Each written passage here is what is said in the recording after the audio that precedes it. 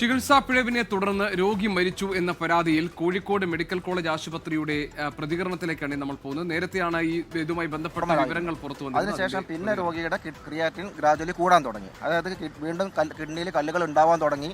ഇദ്ദേഹത്തിന് ഡയബറ്റീസോ പ്രഷറോ ഒന്നുമില്ല, പക്ഷേ കിഡ്നിയുടെ കല്ലുകൾ തന്നെ കിഡ്നി ഫെയിലിയർ ഉണ്ടാക്കാനുള്ളൊരു കാരണമാണ്. പിന്നെ രോഗി നമ്മുടെ അടുത്ത് വരുന്നത് കഴിഞ്ഞ വർഷം ആഗസ്റ്റ് മാസത്തിലാണ്. ഈ സമയത്തേക്ക് പേഷ്യൻ്റ് വരുമ്പോഴത്തേക്ക് രോഗിയുടെ 2 വൃക്കകളിലും നിറയെ കല്ലുകളാണ്. അതായത് ഒരു ചെറിയ കല്ലോ ഒരു കല്ലോ അല്ല, കിഡ്നിയുടെ എല്ലാ അറകളും, നമ്മൾ സ്റ്റാഗ് ഹോൺ കാൽക്കുലസ് എന്ന് പറയും, കിഡ്നിയുടെ അറകളിൽ ഫുൾ നിറഞ്ഞ് നിൽക്കുന്ന കല്ലുകളാണുള്ളത്.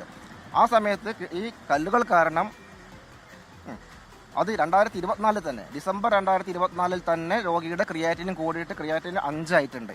എന്ന് പറഞ്ഞാൽ കിഡ്നി ഫെയിലറിലായിട്ടുണ്ട്. ഇത് സ്റ്റോൺ കൊണ്ട് സംഭവിച്ചതാണ്.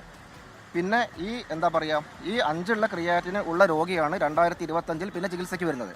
2025 ചികിത്സയ്ക്ക് വരുമ്പോഴത്തേക്കും വീണ്ടും വലതുവശത്തും ഇടതുവശത്തും മുമ്പുണ്ടായിരുന്ന അതേപോലെ തന്നെ ഫുൾ കല്ലുകൾ നിറഞ്ഞിരിക്കുന്നു. അതായത് നമുക്കൊരു സിംഗിൾ ഓപ്പറേഷനിലൂടെയോ സിംഗിൾ സർജറിയിലൂടെയോ സിംഗിൾ കീഹോളിലൂടെയോ നീക്കം ചെയ്യാൻ പറ്റാത്ത രീതിയിലുള്ള കല്ലുകളാണ്.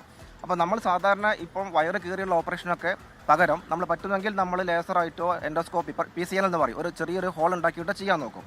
അപ്പോൾ അങ്ങനെ ചെയ്യുമ്പോഴുള്ള പ്രശ്നം എന്ന് വെച്ചാൽ നമുക്ക് രോഗിക്ക് സുഖമാണ്, അധികം വലിയ മുറിവുണ്ടാവില്ല, വേദന ഉണ്ടാവില്ല, പെട്ടെന്ന് വീട്ടിൽ പോവാം. പക്ഷേ നമുക്ക് അതിലൂടെ ഈ ആൾറെഡി ഒരു ഓപ്പറേഷൻ ചെയ്ത കിഡ്നിയിൽ വീണ്ടും ഓപ്പറേഷൻ ചെയ്യുമ്പോൾ ഈ കല്ലുകൾ മുഴുവൻ നമുക്ക് ഒറ്റയടിക്ക് നീക്കം ചെയ്യാൻ പറ്റണമെന്നില്ല. അങ്ങനെ 2025 ആഗസ്റ്റ് 2025 ഇദ്ദേഹം സർജറിക്ക് വിധേയനായി. ആ സമയത്ത് HOD സാറ് എടുക്കാൻ പറ്റുന്ന അത്ര മാക്സിമം കല്ലുകൾ നീക്കം ചെയ്തു. പക്ഷേ ആ കല്ലോട് കൂടി ആ ഓപ്പറേഷനിൽ തന്നെ രോഗി വീണ്ടും ക്രിയാറ്റിന് വേഴ്സൺ ചെയ്യുകയും, അതായത് നമ്മൾ ആൾറെഡി കിഡ്നിക്ക് അസുഖമുള്ള ഒരു രോഗിയെ ആ കിഡ്നിയുടെ മുകളിൽ ഓപ്പറേഷൻ ചെയ്യുന്ന സമയത്ത് ആ കിഡ്നിയുടെ പ്രവർത്തനം താൽക്കാലികമായിട്ട് കുറഞ്ഞു പോവുകയും പ്രവർത്തനം വേഴ്സൺ ചെയ്യുകയും ചെയ്യും. അപ്പോൾ 2025 ആഗസ്റ്റിൽ ആദ്യത്തെ ഓപ്പറേഷനിൽ തന്നെ രോഗിയുടെ കിഡ്നിയുടെ പ്രവർത്തനം മോശമാവുകയും ഡയാലിസിസ് കൊടുക്കുകയും ചെയ്യേണ്ടി വന്നിട്ടുണ്ട്. പല പ്രാവശ്യം അന്ന് ഡയാലിസിസ് ചെയ്തിട്ടുണ്ട്. അന്ന് തന്നെ രോഗി ഈ സ്റ്റോണിനോട് കൂടി ഇൻഫെക്ഷൻ ബ്ലഡിലേക്ക് കയറിയിട്ട് ഇപ്പം ഉണ്ടായ അതേ കണ്ടീഷൻ, അതായത് സെപ്റ്റിക് ഷോക്ക് എന്ന കണ്ടീഷൻ ശരീരത്തിലേക്ക് അണുബാധ ഉണ്ടാവുകയും രക്തത്തിൽ കലരുകയും അത് കാരണം പ്രഷറും BP എല്ലാം ലോ ആയിട്ട് ഷോക്കിലേക്ക് പോവുക അന്ന് തന്നെ ഉണ്ടായിട്ടുണ്ട്. അന്ന് നമ്മുടെ നെഫ്രോളജി ഡോക്ടർമാർ, യൂറോളജി ഡോക്ടർമാർ, മെഡിക്കൽ ഡോക്ടർമാരുടെ സപ്പോർട്ടോട് കൂടിയിട്ടാണ് നമ്മളന്ന് രോഗിയെ ശരിയാക്കിയെടുത്തത്. എന്നിട്ട് ആ സൈഡിൽ കുറച്ച് സ്റ്റോൺ ബാക്കി ഉണ്ടായിരുന്നു. അത് പിന്നെ ചെയ്യാൻ വേണ്ടിയിട്ടാണ് ഒരു ട്യൂബോർഡ് വെച്ചിട്ടുള്ളത്. ആ ട്യൂബ് വെക്കാൻ കാരണം 1 കിഡ്നിയുടെ ബ്ലോക്ക് ഇല്ലാതിരിക്കാൻ, 2 പഴുപ്പ് എന്തെങ്കിലും ഉണ്ടെങ്കിൽ വരാൻ വേണ്ടിയിട്ട്, 3 ബാക്കിയുള്ള സ്റ്റോൺ നമുക്ക് പിന്നീട് ആളുടെ കണ്ടീഷൻ ശരിയായ ആ ഹോളിൽ കൂടെ വീണ്ടും ചെയ്യാം. ഇതിന് വേണ്ടിയിട്ടാണ് ട്യൂബ് വെച്ചിട്ടുള്ളത്. അങ്ങനെ അന്ന് നമ്മുടെ എല്ലാ ഡോക്ടർമാരുടെയും സഹായത്തോടു കൂടി രോഗിയുടെ കണ്ടീഷൻ മെച്ചപ്പെടുകയും ഡിസ്ചാർജ് ചെയ്ത് വീട്ടിൽ പോവുകയും ചെയ്തിട്ടുണ്ട്. പിന്നെ സംഭവിച്ചത് 2025 ഡിസംബറിൽ രോഗി വീണ്ടും അഡ്മിറ്റ് ആവപ്പെട്ടു. ആ സമയത്ത് എന്താ സംഭവിച്ചാൽ 2 കിഡ്നിയും ബ്ലോക്ക് ആയിട്ടുണ്ട്.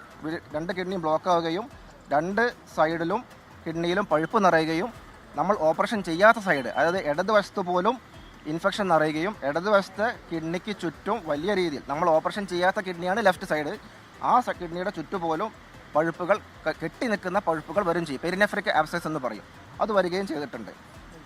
അന്ന് ചെയ്തിരിക്കുന്നത് ആ പഴുപ്പ് നീക്കാൻ വേണ്ടിയിട്ട് ട്യൂബ് ഇട്ട് കൊടുക്കുകയാണ് ലെഫ്റ്റ് സൈഡ് ചെയ്തിട്ടുള്ളത്. നമ്മൾ ഏതൊരു രോഗിയും ഇതുപോലെ ഒരു അപകടകരമായ അവസ്ഥയിൽ വരുമ്പോൾ നമ്മൾ മേജർ ഓപ്പറേഷൻ ചെയ്യില്ല, പകരം മിനിമം ഓപ്പറേഷൻ ചെയ്തിട്ട് അല്ലെങ്കിൽ ട്യൂബ് ഇട്ട് കൊടുത്തിട്ട് ആ പഴുപ്പും മറ്റും നീക്കം ചെയ്യുകയാണ് ചെയ്യുക. അതൊരു ലൈഫ് സേവിങ് പ്രൊസീജിയറാണ്, അല്ലാതെ പൂർണ്ണമായ ചികിത്സയല്ല, ഓപ്പറേഷനല്ല.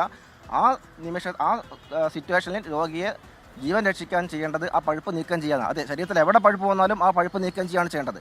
അപ്പോൾ അന്ന് ലെഫ്റ്റ് സൈഡിൽ ഇട്ടിരിക്കുന്ന ട്യൂബ് എന്ന് പറഞ്ഞാൽ ഓപ്പറേഷൻ ചെയ്തതല്ല, ആ പഴുപ്പ് നീക്കം ചെയ്യാൻ വേണ്ടിയിട്ട് രോഗിയുടെ കണ്ടീഷൻ. ചികിത്സാ പിഴവിനെ തുടർന്ന് രോഗി മരിച്ചു എന്ന പരാതിയിൽ റിപ്പോർട്ട് തേടി medical college superintendent in chief urology വിഭാഗം മേധാവിയോടാണ് വിശദീകരണം നൽകാൻ ആവശ്യപ്പെട്ടിരിക്കുന്നത്. വൃക്കയിലെ കല്ല് നീക്കാൻ നടത്തിയ ശസ്ത്രക്രിയയിൽ പിഴവുണ്ടായി എന്ന പരാതിയിൽ മെഡിക്കൽ കോളേജ് പോലീസ് പ്രാഥമിക അന്വേഷണം തുടങ്ങി.